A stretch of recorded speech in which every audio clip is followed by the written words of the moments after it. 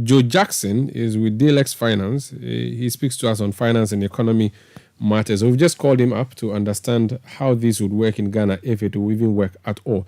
Joe, you're welcome to Eyewitness News. I mean, we see that in advanced countries, people do not sleep. When I was in the United Arab Emirates, I saw people spending the night at, building sites, and on road constructions and all of that. Of course, they have power to run these places for them.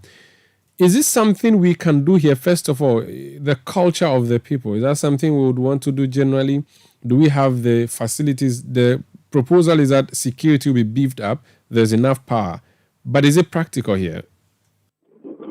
Good evening, Maro, and good evening to all your listeners and viewers. Listen, forgive me if I'm not as excited about this proposal as the Sami Jenfi is. Reason being that as a business, I look to certain issues. Is there a market? Is there somebody to buy what I want to produce? Can I produce it at a cost that makes sense? Will I find the right inputs, including raw materials and the people to do it? If all these numbers fall in place, I will produce 24 hours. I will expand production. Now, the key is this. Is there a market? Well, listen, if you go to the nuclear station, where people are traveling up and down, there's a market for pounding fufu at midnight. And entrepreneurs don't need a slogan to have fufu ready at 12 midnight. They just need the numbers to make sense. And they know the numbers instinctively. As a government, if they promise to create a framework, make sure that inputs are at competitive prices, make sure that the power is available, I assure you entrepreneurs will work without a problem. They will sign on without a problem. The important thing is that it cannot be done. You cannot impose a 24-hour economy. You can only give the incentives for a 24-hour economy and trust that entrepreneurs will risk their capital, will risk their businesses to join in. If there's somebody ready, if there's enough people ready to eat fufu at midnight, I assure you somebody will be pounding fufu.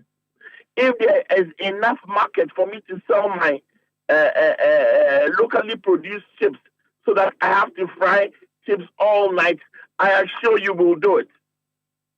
I don't think Ghanaians have any problem at all working through the night. A lot of our SMEs do it all the time. Provide the market, make the inputs competitive, and I assure you, small businesses will sign on than we can imagine. It is about making the environment for SMEs competitive. Help them with the finances. Let them be able to get bank loans at a competitive price.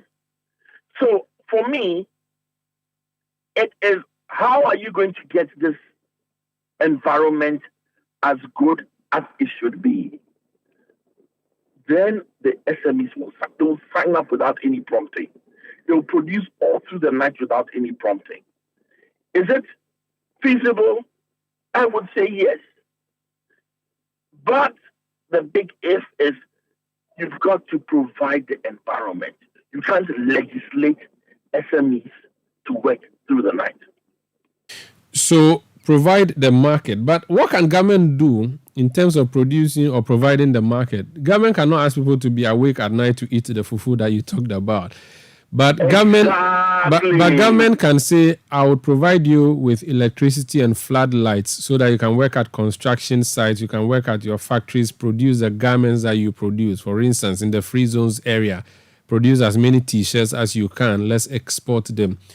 And maybe mobile money businesses. You can say to them that, come on, stay at where you are, do your business. We are going to provide you with security. People will be going on night shifts so that it will not just be the doctors and nurses who leave the house when we are getting home. How does that sound like? What can government do then if government can provide these necessary things, security, power? The rest is for the culture or the community. That's what I'm thinking. That's why I asked you about the culture, the mindset of the people themselves. I don't think our mindset, there's anything wrong with our mindset. I think our entrepreneurs are very optimistic. Our entrepreneurs are creative, innovative, and they will take up the opportunities that are available. But I have a question for you. Let's say I make shoes, and the market is only for 10 pairs of shoes, and I can produce the shoes during the day. Why would I make the extra effort to have a night shift only because it's a night market? And let's talk about the market.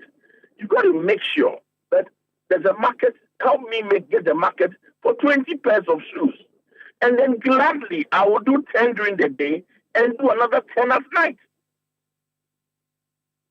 Joe, I think this is very clear. So provide the market is very necessary. Otherwise, you'll be wasted. How about exports? Since we've been complaining about import, maybe then you produce 20, you sell the 10 in the regular market and export the 10? Fantastic. But you got to help me you got to take off all those regulations that make exporting so difficult. You got to help me with standards. We've been in this country before, and we've seen an earlier regime when non-traditional exports increased by over 100% over a decade. That can happen again. We can export again. And I show you, if the market is there, they will be working day and night to export, because the exports will insulate us against the vagaries of the city. Okay. But you got to help them with the market. Okay. You got to help them with the market. Once the market is there, they will take up the challenge. You got to remove the arcane structure of regulations and licenses that hamper SMEs. Once you make it simple, they will be there. They'll be working day and night. I assure you.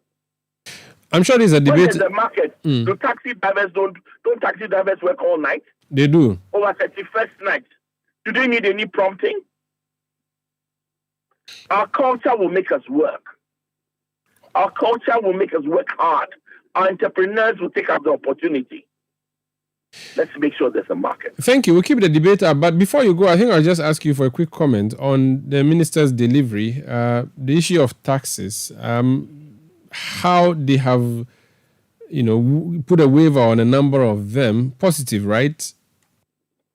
Well, given that we are in a high tax regime, tax reliefs may be positive. But I have a question for you. Which of these tax reliefs will implement the SME, the small business? We say that SMEs are the heart of development. And yet when we give reliefs for the assembly of vehicles. That goes to these big car companies. Where are the reliefs that will help that young man who is trying to make shoes, like I talked about? Where are the reliefs that will help the young lady who is trying to sell chips? Those are the things we should think about. Thank you so much for speaking to us, Joe. Thank you, too. That's Joe Jackson. He's with Daylex